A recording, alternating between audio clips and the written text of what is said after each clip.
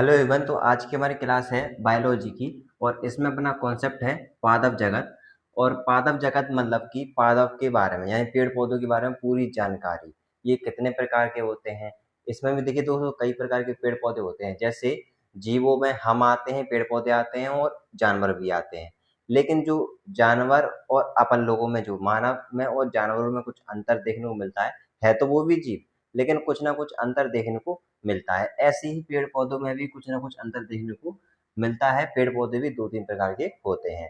तो पादप जगत का यानी इसका ही प्रकार है एक, जिसको बोलते हैं हम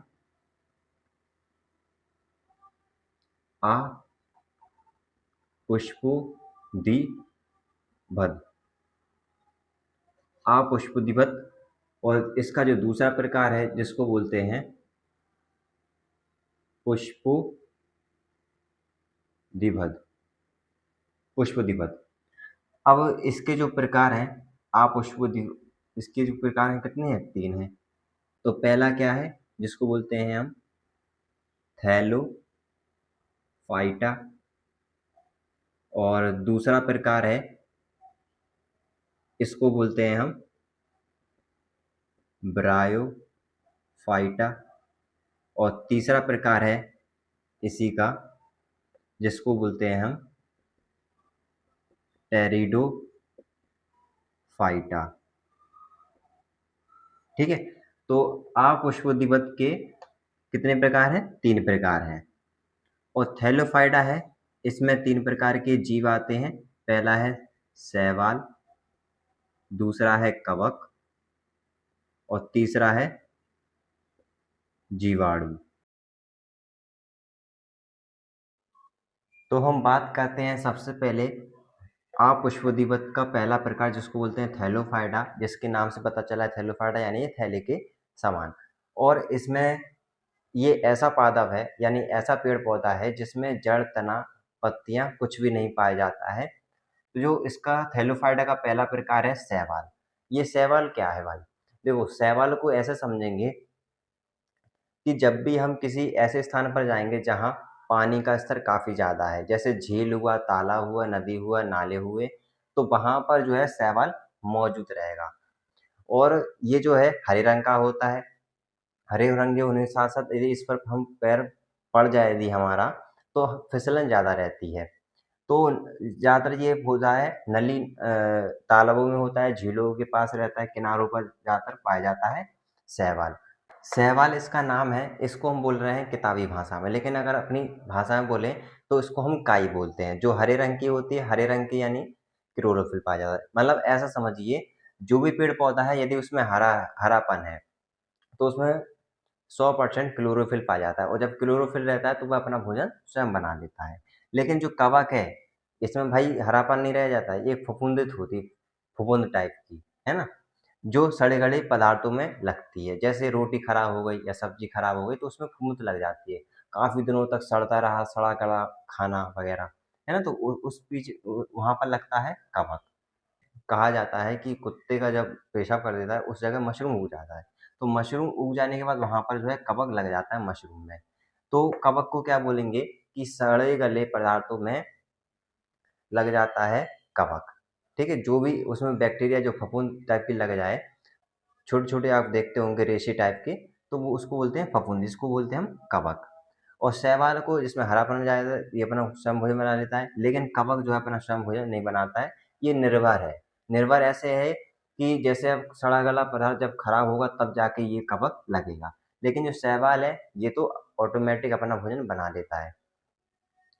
और शैवाल को क्या बोलेंगे देसी भाषा में?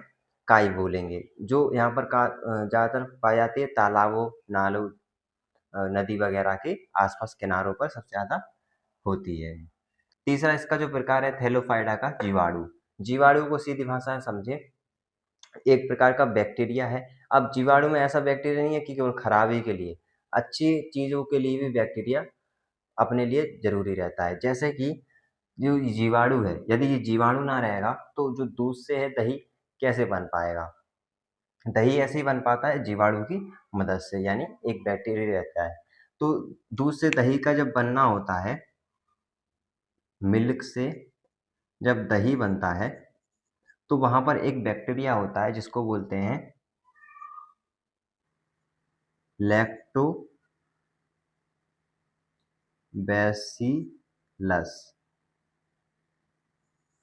जीवाणु का नाम क्या है? लैक्टोबैसिलस। ठीक है, जहाँ पर मिल्क से दही बन जाता है।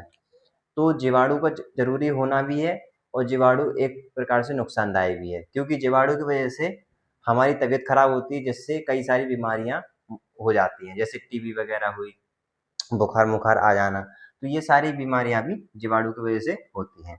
जीवाणु एक प्रकार का बैक्टीरिया है। अब बैक्टीरिया अच्छा भी होता है और बुरा भी होता है, ये जान लीजिए। कवक में क्या है? ये एक सड़े गले पदार्थ पर लग जाता है, कवक फफूंद टाइप की लग जाती है, वो है। शैवाल क्या है? एक हरे प्रकार का पौधा है, इसमें कोई जड़ तना वगैरह नहीं होता है। ये सीधा मतलब कुछ भी ऐसा पदार्थ रहेगा वहां पर लग जाएगा। लगता कहाँ पर है? जहाँ पर सबसे ज्यादा मात्रा पाई जाती है जल की, जिसको सीधी देसी भाषा में कहते हैं हम काई लगना। काई लग जाती है। ये टंकियों में लग जाती है। जैसे मान के चलिए आपकी छत पर टंकी रखी हुई है, उसमें पानी रखा है कई दिनों से, तो वहां पर काई लग जाती है, हरा हरा लग जाना चारों तरफ, है ना? तो वहां पर भी। और अच्छा, इसके होने से जो पानी है उसमें थोड़ा थोड़ा बदबू टाइप की भी आने लगती है, शैवाल की वजह से। अपुष्पदिवत का दूसरा प्रकार जिसको बोलते हैं ब्रायोफाइटा। ये क्या होता है? ऐसी चीज रहेगी जो लंबे समय से हम उसका इस्तेमाल नहीं कर रहे हैं, और लंबे समय से वहीं पर पड़ी हुई है। तो वहां पर जो है ब्रायोफाइटा उगाएगी, अपनी घास अपना जगह बना लेगी। और हाँ, इसका फायदा भी काफी ज्यादा है। जैसे कि बारिश के मौसम में जब बरसात होती है, तो वहां पर जो मिट्टी है वो बह जाती है। लेकिन जब ये ब्रायोफाइटा उग आएगी, तो वहां पर जो है मिट्टी का अपरदन नहीं होगा, यानी मिट्टी जो है बहाकर नहीं ले जा पाएगी वर्षा। तो यहाँ पर ब्रायोफाइटा का भी एक यूजफुल चीज है, मतलब मददगार है अपरदन में। और दूसरा फायदा इसका ये है कि यदि हमें अच्छा हरा भरा गार्डन वगैरह चाहिए, तो वहां पर भी हम इसका यूज करके बना सकते हैं। और ये एक स्पंज टाइप का रहता है, जैसे गद्दा रहता है उसी प्रकार से ये स्पंज टाइप का रहता है। ठीक है, और ये काफी ज्यादा आरामदायक होता है। ये पेड़ पर उगाता है, जमीन पर उगाता है, और चीजों पर भी उगाता है, भौतिक चीजों पर, जो लंबे समय से हम इस्तेमाल नहीं कर रहे हैं। ठीक है, ये अपना हो गया ब्रायोफाइटा का। उसके बाद आता है इसका तीसरा प्रकार जिसको बोलते हैं टेरिडोफाइटा। ये जो टेरिडोफाइटा है, जैसे हमने यहाँ पर थैलोफाइटा में और ब्रायोफाइटा में पाया जाता है, इसमें जड़ तना वगैरह नहीं पाया जाता है। लेकिन इसमें ये पत्तियां पाई जाती हैं, तना भी पाया जाता है, और जड़ें भी रहती हैं। लेकिन बीज नहीं रहता है इसमें, ध्यान रखिए, बीज नहीं रहता है और फूल नहीं रहता है। तो भाई ये जन्म कैसे लेते हैं और उगते कैसे हैं? देखिए, जैसे ये टेरिडोफाइटा है, अपना पेड़ उगाया किसी स्थान पर इस प्रकार से। ठीक है, ये इसकी पत्ती हो गई।